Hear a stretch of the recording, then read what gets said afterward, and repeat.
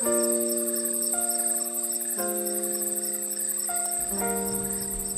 everyone, you're watching Nadia TV, and today we're going to speak about water and water contaminants. That's a scary subject, I know, but we can do it. I believe in you. So, bottom line is, we all know that we have to filter our water, and almost everybody has a little Brita filter or some kind of other filtering system. And that means that we all know that we have to drink cleaner water, or we have water delivery, or we have spring water. Everybody does different things. One thing that we all have to know and understand is that the water that we drink is not only the water from that Brita filter, but it's also a lot of the water that we buy as a part of the stock, vegetable stock, for example, chicken stock, almond milk, soy milk,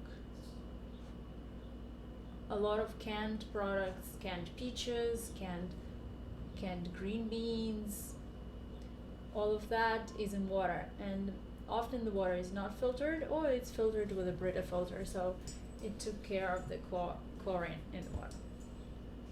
Unfortunately, our water supply here in the United States is very much contaminated with a lot of different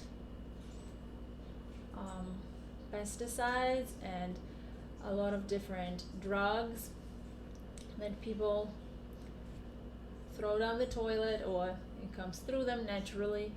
But either way, there's a lot of different things in our water that's not desirable, at least for me, to have in my body.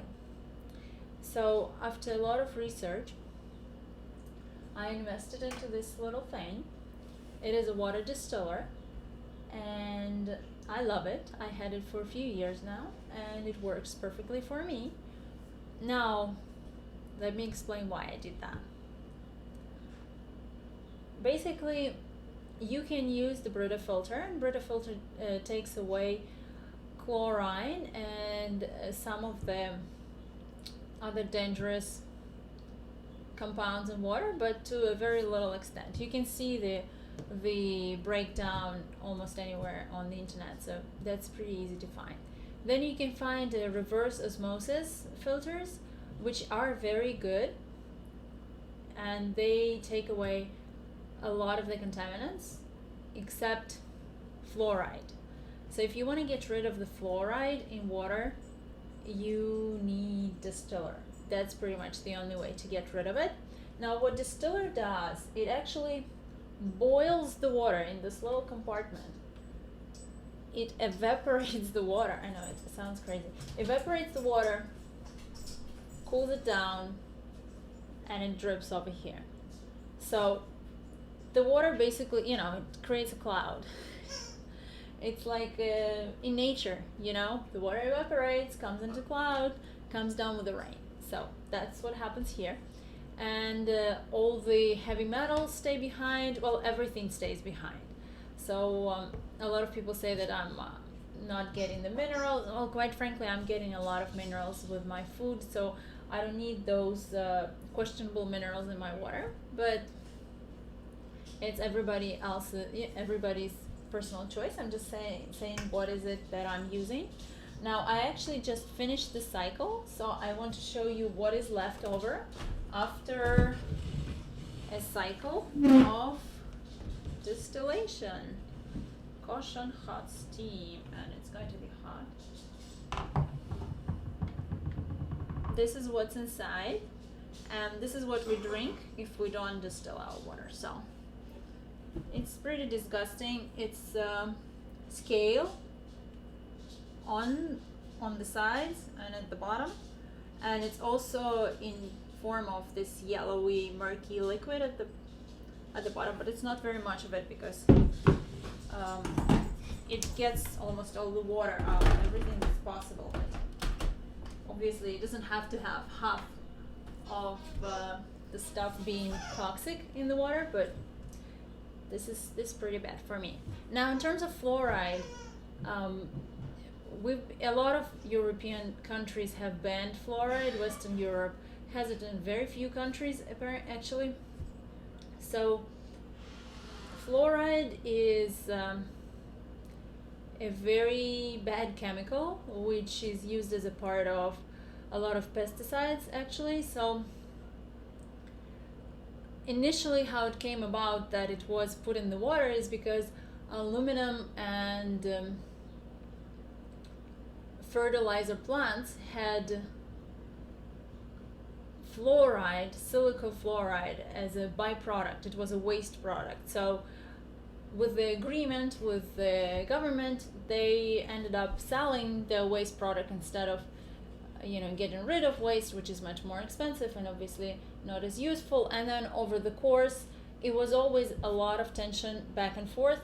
But at this point, most European countries came to the conclusion that having fluoride in their water seems to mean more harm than positive effects. So, and actually research recently shows that ingesting fluoride seems to be doing nothing for our health in terms of tooth and cavities, tooth health and all that. So I wouldn't want to ingest something that's not doing anything good for me, and I don't want to be forced into ingesting something like that.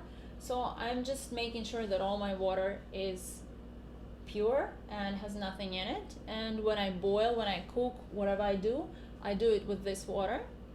And quite frankly, I get this question a lot, is how much does it cost me, because I boil it and it takes a while. So we're a family of 2 and a doggy. So for us, and the doggy drinks distilled water too, but for us it's up to 2 cycles per day, but usually not as much, like 1.5 per day if you average it out. So per month an electric bill, it costs me maximum additional of $10, which I think is not that much, because if I were to buy water it would cost me more. So that works for me. But definitely make your own choice, definitely decide what works best for you. I just wanted to show you this product and just wanted to make sure that you know your options and you're aware of the toxic chemicals that we have in our water. Thanks so much for watching. Bye.